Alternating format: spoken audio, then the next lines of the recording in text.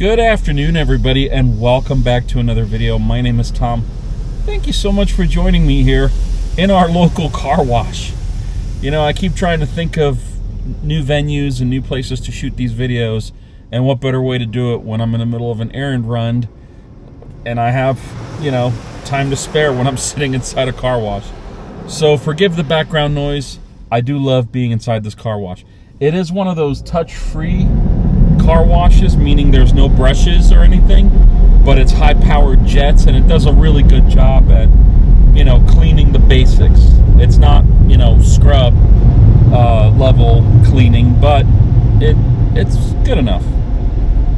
So anyway, as this thing's drying my car right now, I wanted to share with you guys that I got an email from Electrify America, and this email kind of stirred up a little bit of, let's just say, some emotion. And I think it has to do with the fact that out of all of the Electrify America stations that I've encountered here in South Carolina, only one has been solid. I'm going to actually move this camera real quick just so it doesn't fall and, Anyway,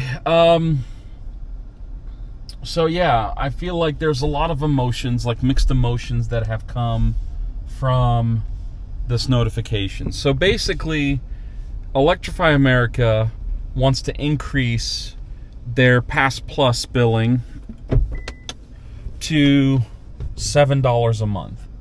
Now, they're changing their pricing models at the stations, and I understand that, as EVs get more and more adopted and are sold more and more, there's obviously an increased cost of operations. Building new stations costs a ton of money. It's a pretty beastie investment, so I get it. But, and here's kind of where my mixed emotions come in. I feel like the stations that are around these parts, this South Carolina area, I feel like they're absolutely abysmal. And I think a lot of it has to do with the fact that they're just not taken care of. I don't think Electrify America has the resources or the back-end supply chain to handle the stations that they currently have. The one up in Greenville is an exception, and the reason for that is because it's relatively new. I think the units are only a year or two old. Actually, I guess they were a year old when I moved here last year, so they'd be about 2 years old. And they're 350 kilowatt units. I was there yesterday, and you can see that one of the Charger 1 specifically was showing signs of neglect. The handle was all broken. The white plastic piece that covers the handle that makes it more, sleek and complete was gone. It was totally obliterated. So, and also that charger wouldn't put out more than 17 or so kilowatts. So you can see that within a year or two of putting up a station, if you're not investing more money into it, you're potentially going to have failures. You're potentially going to have EV owners that'll be frustrated, because we are paying $4 a month for an app that gives us discounted electrical rates at these charging sites. But the problem is if we can't get electricity from these charging sites, and we're looking at, travel delays or just general trouble where we can't charge and we have to wait for a technician or somebody to come out to do something, that's not good. And that's not a good justification for increasing the cost. It is, however, a justification that times are changing and that there's got to be an investment on the back end from Electrify America and everybody else, honestly, too. Everybody that's got charging stations, those stations should be reviewed, in my opinion, monthly. These things are standing outside in the bright sun, in rising temperatures, with global warming and stuff like that. We know that the average temperatures are going up And these stations are computers with very large amounts of electricity flowing through them. It's not, that far of a stretch to think, well, maybe these units will break down, or maybe their lifespan as designed isn't as long as maybe the manufacturers were thinking. See, it'd be a different story if EVs could pull into a building and charge and be inside. See, we don't emit any pollution with our cars. So there's no reason why you can't have like a warehouse type of, roof or whatever, even 4 walls, where you drive in, you pull into a spot, you charge, you back out, and you go when you're done. The chargers are then covered. They're never exposed to the sun. You have a roof over your head, so if there's bad weather or nighttime charging, this is the kind of stuff that makes me wonder, like, what on God's green earth would I, as an EV driver, have to do to get a massive business loan to get something like that going? Because I feel like there is a lot of need for these types of facilities, especially in and around towns, that have freeways going through them. If you're like, I wouldn't put one, like, say, here in Union, but I would definitely put one up in Spartanburg. And it would be an 8 to 12 stall, a very, very large place that, every EV can come to charge, and it would be, there'd be a place to sit. There might be vending machines in there or something. Like, honestly, I feel like if you're in, like if you think about it, humor me for a second. You have a building, and it doesn't have to be glorious or spectacular. It can be like an empty warehouse that has a road going in and parallel spots. And then maybe on the other side, you have pull-through spots. So if you're towing, or if you, have a trailer or whatever, and you're towing something, you can pull in and charge. The chargers would be on your right side, and then one would be on your left side. So depending on where your charging location was on the vehicle, you would be able to choose your charger based on that. You'd pull in, charge, your car would be out of the heat, you would be out of the heat, you could get out of your car, I don't know, maybe there'd be restrooms in there. Actually, I'd like for there to be restrooms, because why not? And then you hire a crew to every day go through these places, twice a day, once in the morning and once in the afternoon. Go through them, take care of them. And, put some vending machines in there, put, I don't know, something, maybe some seating, maybe some picnic tables, so that way you can get out, and you're indoors. So even if it's pouring out, raining, thunderstorms, whatever, you're still underneath this roof that you can, do your whatever you need to do. There'd be a spot for, some grass for dogs to do their thing, or animals to be walked or whatever. And I don't know, that seems like such, like, a pretty big amenity. You plug your car in, you charge. Maybe it's within walking distance of a store or something. I wouldn't want to put these anywhere in parking lots, like, like a Walmart parking lot. That's not my thing. But, like, maybe like a truck stop, or maybe like a rest area, especially on freeways.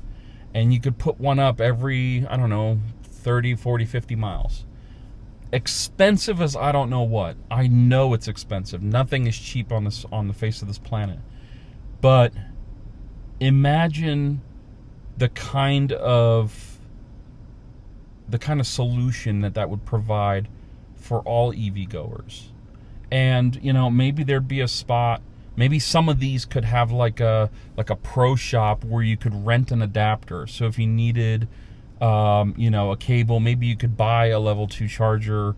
Maybe that'd be something that could be in there.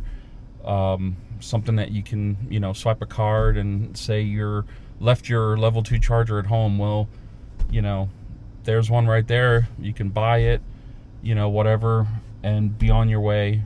So when you get to your destination or whatever, you at least have 240 volt capability. I don't know. I'm just thinking like that would be so much more of a welcome sight. And even if you had to charge like a subscription to use these places, like I don't know, would that be something would that make sense to people, like to EV owners, to have something like that? EV charging indoor, like you're not outside. I'm not talking about putting a roof over like some, DC fast chargers. I'm talking about building a building that you drive in, you get a code or whatever that opens a garage door for you. You pull in, garage door closes, you park, you plug in, and maybe it's even free charging with subscription. Maybe all you have to do is you need a code to get in, and maybe there's a system that scans your license plate or whatever, so that way they know that the license plate and the code match, and you can get in. You get in, you pull in, you charge, and then you pull out. Done. I don't know. If somebody has a few million to spare, send them over my way, because I think this would be something that I would quit my day job for. So anyway, that's right. Electrify America is changing their pricing model from $4 a month for the Pass Plus to $7. And I'm not sure what's going to come of that. I'm not sure what that extra $3 for them is going to do besides maybe cover rising utility rates. I don't know. Anyway, go down below, leave me your thoughts. Let me know what you think. I think I don't think that I would be able to personally make a charging facility like what I was just hypothetically dreaming of. I don't think I'd be able to make it possible. I'm not creative in that sense, but I would be happy to take it on as a technical challenge from the computer side of things, from the technology side of things, totally. But I don't know. Maybe we could put our heads together and as an EV community show Electrify America how it's done or how it should be done. And, build better charging for electric vehicles.